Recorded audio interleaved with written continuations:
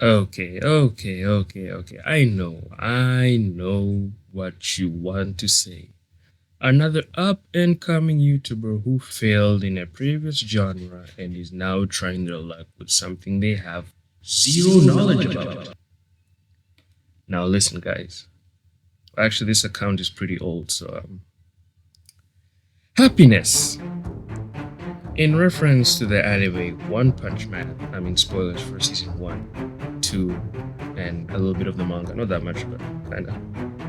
So, what exactly are we discussing happiness in relation to the shonen hit One Punch Man? Well, ladies and gamblers, I do not condone gambling.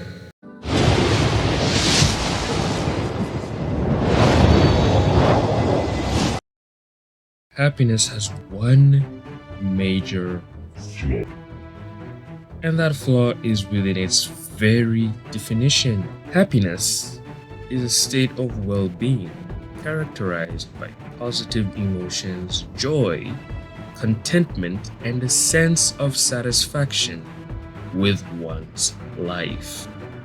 Key word is satisfaction, and that is a very contradictory statement. Why, Jose? Why, you may ask?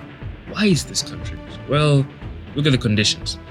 For one to be happy, there must be rewarding, a sense of belonging, and most important, satisfaction.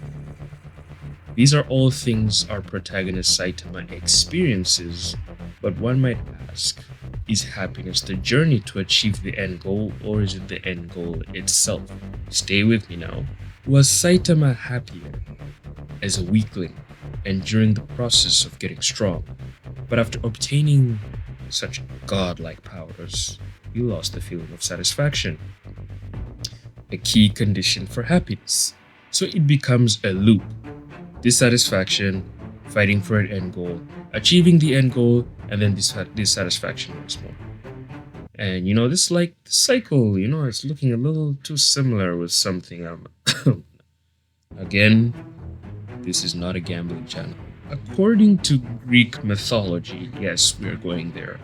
The meaning of life was often hand in hand with a progress to greatness, with strong ties to faith. Sisters of fate could not hope.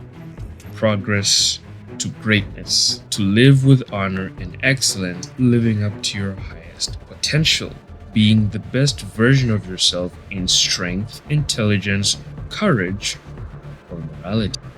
But this is something Saitama has physically. He's at his peak condition.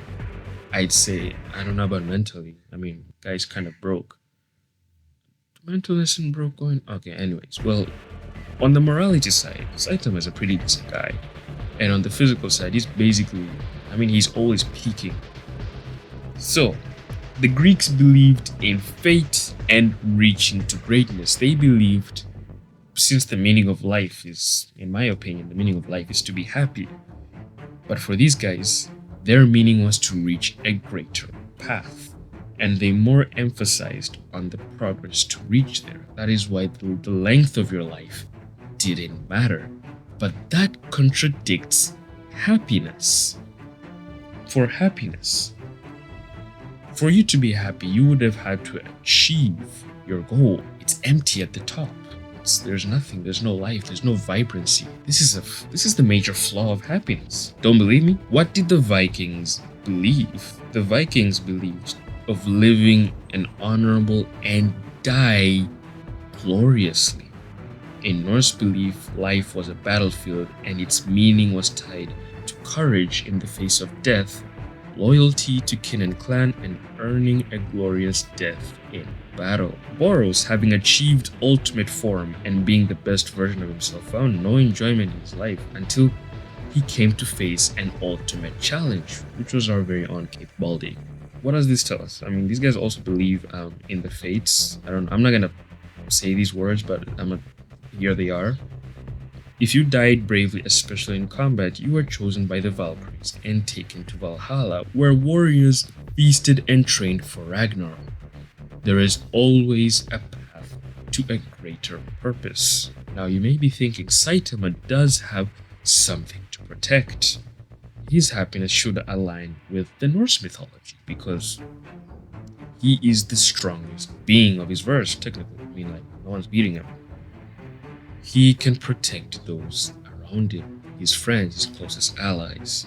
But Saitama's closest allies haven't been what can I say? They haven't really been tested to the point whereby Saitama really had to go all out to protect his friends, apart from one incident.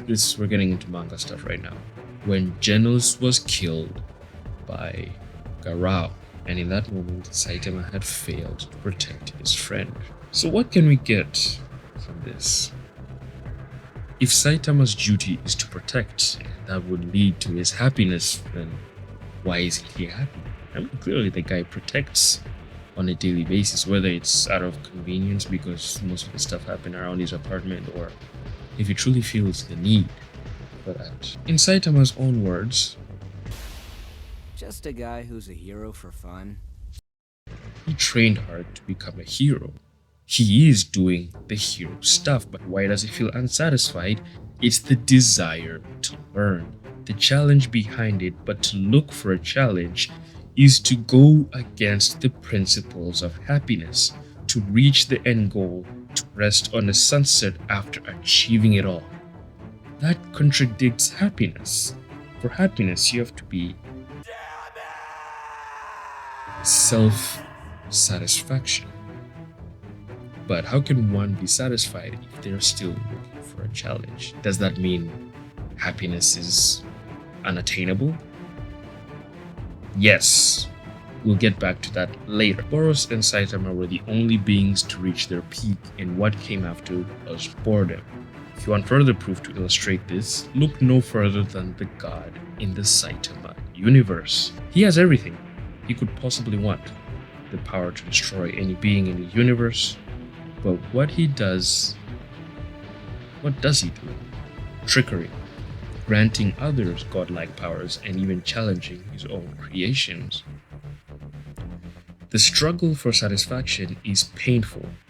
It is filled with a lot of hardships. Sometimes we feel like quitting. Sometimes we wish we never went through this journey, but we are. We keep going through it. We are promised with an end goal that will grant us our happiness. But once the happiness is reached, once we reach the end goal, we feel unsatisfied. It is why the Greeks believed in the gods for higher beings to grant them happiness. Why the Vikings battled and believed in ultimate happiness in Valhalla, only to go and fight in another war. The ultimate flaw of happiness is that happiness doesn't exist. What we feel is a temporary boost in dopamine that we mistake for happiness. Yeah, we're getting a little bit nihilistic here. I don't know if this is nihilism, but my friend keeps telling me it's nihilistic, but bro is like a Chelsea fan, so I don't know if I can respect him or anything he says. So because happiness doesn't exist, go pull for that gacha waifu. Go buy that new FIFA game. And get called a Satanist by your mom because you have a Death Note poster in your bedroom. It do be simple.